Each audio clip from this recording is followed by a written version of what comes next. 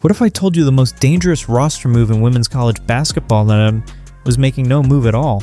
UConn went 38-1, had the number 1 defense by points allowed, and the number 2 offense by points scored on Sports Reference's 2025-2016 page, then watched the season end in the Final Four. And Geno Auriemma's response? Not go shopping, not win the portal, not reload with 3 stars. He said, "We're good. 12 players, no portal additions. In 2026. In this era, that is either vintage UConn confidence or the kind of gamble that gets exposed in March. So today we're debating it. Did UConn just outsmart everybody? Or did South Carolina, USC, and the rest of the country pass them while they were standing still?" Prime Field. Welcome back to Prime Field. Today's question is simple. Is UConn's 12-player roster a championship formula or a depth crisis waiting to happen? Here's the roadmap. First, we'll talk about why Geno's standing pat when it actually makes sense. Second, we'll hit the scary part, why the portal era punishes teams that blink. Third, we'll break down the big lineup everyone is going to argue about. And then I'll give you my prediction. Is UConn still the team to beat? Let's start with the pro-UConn argument, because it is stronger than people want to admit. Here's the thing. UConn is not standing pat because they are empty-handed. They're standing pat because they already have a core most programs would trade their entire roster for. They returned 7 of 9 rotation players from a 38-1 team, and that team was not just good. It was statistically elite. UConn shot 38.49% from 3, second best nationally, according to NCAA team stats. That matters because transfer portal debates usually focus on names. But basketball is not a fantasy draft.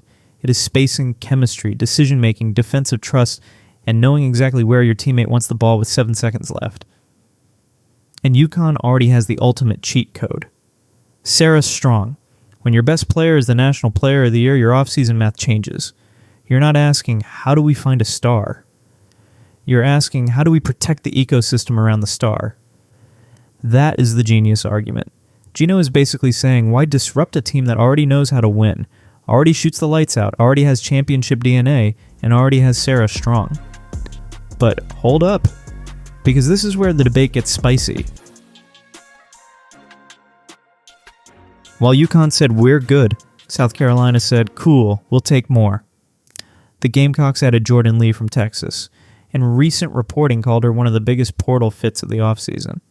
They also landed Olivia Edwards, ESPN's number 3 recruit, in the 2026 SC Next 100 after she reopened her recruitment. That is not a small detail. That is Dawn Staley adding high-end talent to a program that already lives in Final Fours. So here's the anti-UConn argument. In 2026, if you're not improving through the portal, are you actually falling behind? Because this is not the old era where roster continuity automatically beats roster movement. The best teams now use the portal like free agency. They patch weaknesses instantly. Need shooting? Portal. Need size? Portal. Need a veteran guard who can survive March pressure? Portal. UConn is choosing the opposite path, and that means 2 things have to be true. 1, every returning player has to improve. 2, the freshmen have to be ready fast. That brings us to Olivia Vukosa. If there is one reason UConn fans should not panic, it is Olivia Vukosa.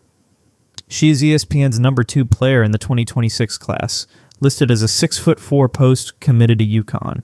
She also won the 2025-26 Gatorade National Girls Basketball Player of the Year award, per UConn's official announcement. That is not just nice freshman depth. That is potential day 1 impact, and this is where the debate flips again, because maybe UConn did use the portal. They just used the high school version. Vukosa gives them size, skill, passing, touch, and lineup flexibility. And if she translates quickly, UConn's 12-player roster suddenly doesn't look thin. It looks curated. Now imagine the big lineup people are already debating. Jana El Alfi at the 5. Olivia Vukosa at the 4. Sarah Strong at the 3. Blanc at the 2. Morgan Shelley at the 1. That is huge. That is long. That is switchable in theory. And if the shooting holds up, it is terrifying. But here's the counter. Who guards elite speed? Who creates late clock offense if the floor gets cramped? And can that lineup survive against a team like South Carolina that turns missed shots into track meets? Because big lineups look amazing on paper until a guard is cooking you in space. Can UConn survive a bad matchup, 2 quick fouls on Geno Auriemma, or 1 guard injury without needing a portal veteran? The depth trap. 12 players sounds fine until March. Here's the uncomfortable part. 12 players sounds like enough until it suddenly isn't. Because in November, depth is about bodies. In March, depth is about trust. Geno can technically say, so we have 12. But the real question is, how many of those 12 are playable in a Final Four game when the other team is pressing, switching, running, and hunting every mismatch? That is where skipping the portal becomes dangerous. A portal veteran does not have to be a superstar. Sometimes the missing piece is just a 23-minute guard who does not turn it over, a physical wing who can defend 3 positions, or a backup big who lets your starters breathe. And UConn fans know better than anybody. Championship plans can change fast when injuries hit. So if this roster stays healthy, the no portal move looks confident. But if one key player misses time, this debate changes overnight. That is the pressure Geno is accepting. And that brings us to the real heart of the whole video. Is this trust? Or is it trauma waiting to happen? This whole debate comes down to one word: trust. Do you trust Geno's evaluation that this roster has enough? Do you trust internal development more than portal hype? Do you trust that a 12-player team can survive injuries, foul trouble, cold shooting nights, and the emotional meat grinder of March? Because the scary number is not 12. The scary number is how many players Geno will actually trust in a Final Four game. A 12-player roster sounds deep in October, but in March rotations shrink, pressure rises, and suddenly the question becomes, do you have 7 or 8 players who can be on the floor when the game gets ugly?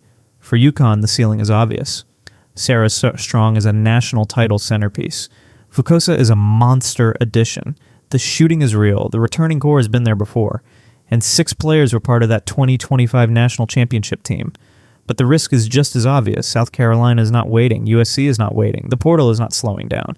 And if UConn loses one key frontcourt piece, or if Vukosa needs more time, or if the big lineup is too slow against elite guards, then this genius move becomes the loudest what if in the sport. So here's my take. I think Geno's decision is a genius gamble. Not pure genius, not pure mistake. A genius gamble. Because if UConn wins it all, people will say, of course, chemistry beats portal chaos. But if they lose to a deeper, more athletic, portal-loaded team, the conversation will be brutal. My prediction: UConn enters the season as a top-tier title favorite, but the championship swings on 2 things. Olivia Vukosa's year 1 readiness and whether that big lineup can defend in space. If both hit, UConn can cut down nets. If one misses, South Carolina might be the team that makes them regret standing still. Now I need your verdict. Was Geno right to skip the portal, or did UConn just leave a championship piece on the board? Drop your take in the comments, subscribe for more women's hoops debates, and vote in the poll before this one gets toxic in the best way. Prime Field.